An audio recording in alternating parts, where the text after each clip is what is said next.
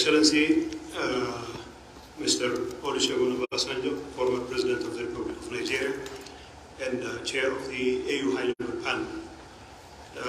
His Excellency Uhuru Kenyatta, former President of the Republic of Kenya. Her Excellency, Madam Fuzuli Mulambo, former Deputy President of South Africa.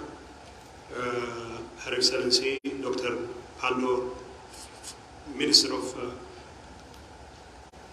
International Cooperation and Foreign Affairs of South Africa. Excellencies, partners, brothers and sisters. I would like to thank the AU and the AU High-Level Panel for having conducted a successful negotiation the last 10 days. Obviously, the last 10 days were not a particularly exciting experience in the sense that there was so much haggling over what would otherwise be considered trivial issues. But ultimately, the fact that we have reached a point where we have now signed an agreement speaks volumes about the readiness on the part of the two sides to lay the past behind them and to chart a new path of peace development. Making peace obviously has proved more difficult and more intractable and elusive than presiding over the killing and destruction, the killing of women and children and destruction of property. The war in our part of the country, the last 2 years, has claimed the lives of hundreds of thousands of people and has turned Ethiopia, once in the cusp of great economic progress, into a bad parody of itself and caused tremendous suffering to the people of Tigray. Our people have been killed not only through bullets, but also for lack of food and medicine. Our children do not go to schools. Our hospitals are not functioning because of the war.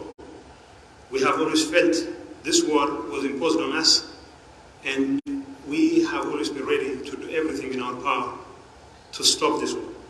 Now that we are here to sign an agreement, to at least explore the opportunity to see if we can make peace, and it is still within reach. It will come as a relief not only to the people of Tigray, but also to the entire Ethiopian population. And I hope, it's my hope and expectation that the two parties will continue to honor their commitment and redouble their efforts to make sure that the agreement they have signed is implemented and in a manner that satisfies the interest of our people.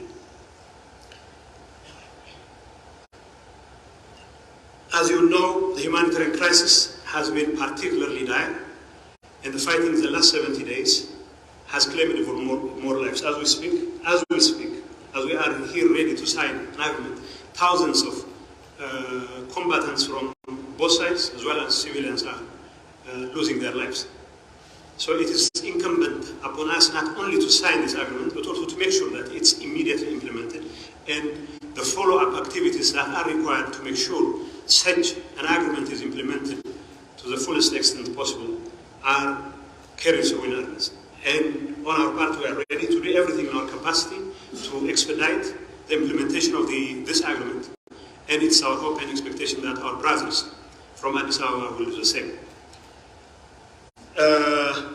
Obviously, like I said, we cannot solve our problems when there is too much testosterone in the room.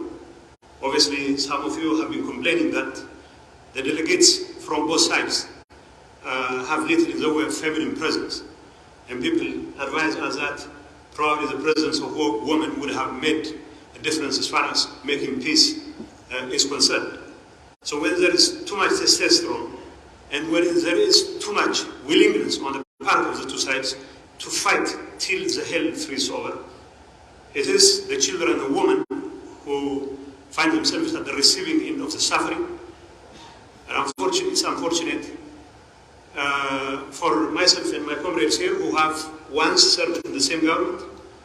It took traveling all the way to South Africa on a complaining that I traveled to South Africa. I have always loved being in South Africa, but it is quite tragic.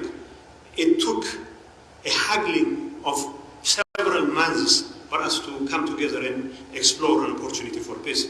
Now that Chief Obasanjo, President Kenyatta, immense, as everyone has pointed out, and the destruction in Tigray has been even more particularly immense. Painful concessions, because addressing the pains of our people is far more important than the kinds of concessions we have made. Yes, we have made concessions because we have to build trust, and we have to make sure that every one of us builds on that trust. But like President Obasanjo clearly pointed out, to sign an agreement is one thing, but to implement it is entirely different. And our focus should be on implementing it, not because we are wary of fighting, but rather because our people deserve every ounce of it. It's our hope and expectation that both sides will remain faithful to the commitments they have entered. And it's also our hope and expectation that the verification and monitoring mechanism we are going to put in place will be an ironclad one, and the international community needs to throw its weight behind such a process so that we can avoid a relapse into the kind of traditional proclivity to resolve differences by shooting at each other. So I hope our effort to silence the guns will be followed through in earnest, and our people deserve all the peace in the world, and we need to rebuild communities which have already been shattered as a result of such a bloody war that has continued for the last 2 years and still continues. I know there are spoilers from nearby, from inside our ranks, from the neighborhood, and we also know they would not stop at nothing to sabotage our peacemaking efforts, and it is only through our collective resolve that we can hold these spoilers in check, whether they are from the entire neighborhood or from within our ranks. We have to tell them that there is no substitute for peace, that our people deserve all the peace in the world. All our mothers and sisters and our children deserve all the peace in the world. And for us, we are ready to do everything to make sure that no effort on the part of spoilers would set us back on our commitment for peace. Our decision to silence the guns should also serve as a basis for a continued political engagement that will help us resolve overarching political problems that have bedeviled the nation. And I know as long as we have this pause, as long as we continue to renew our commitments for peace, we still can find it within our hearts to mend fence and to resolve political differences. And ultimately, it is only through political dialogue that problems of political nature can be resolved, and that commitment should always be there. Last but not least, I would like to thank once again all the people who have been involved in making this happen.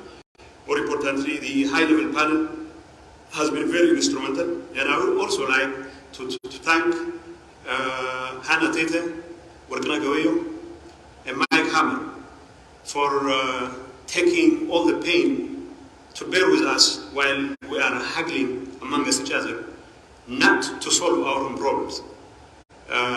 Hopefully, they will remain engaged in the entire process, and we have every confidence in the panel and in the African Union and their commitment to carry through their responsibilities, and of course to make sure that our agreement which we are signing today becomes implemented and to the fullest extent possible.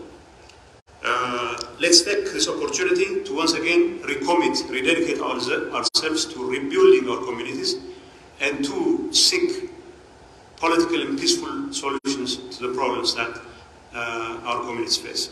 Thank you.